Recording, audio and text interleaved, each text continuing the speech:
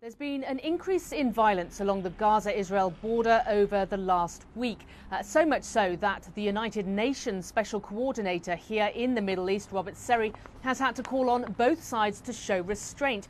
Now, the Israeli military says there's been some 25 rocket attacks from Gaza into Israel over the past week. And according to the Israeli military, there's been about 220 over the past year. A couple of civilians have been lightly injured in these rocket attacks.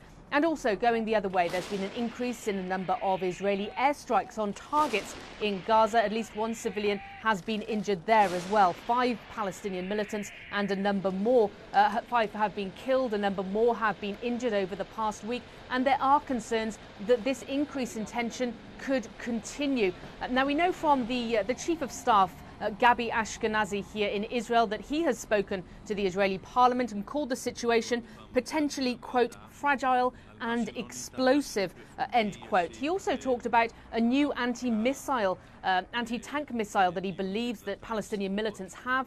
He says that on Tuesday that was used against an Israeli tank and it did actually pierce the outer casing of the tank. So certainly some concerns in Israel that the quality of weapons that are actually being smuggled into Gaza are increasing. But it's important to put this into context. We are almost about 2 years now since that Gaza war, the end of 2008 and the beginning of 2009. And at that point, when tensions were incredibly high, we saw something like 50 or 60 rockets a day. We're not seeing anything like that level at this point, but certainly people are worried on both sides that the tensions are increasing. Paula Hancock's CNN, Jerusalem.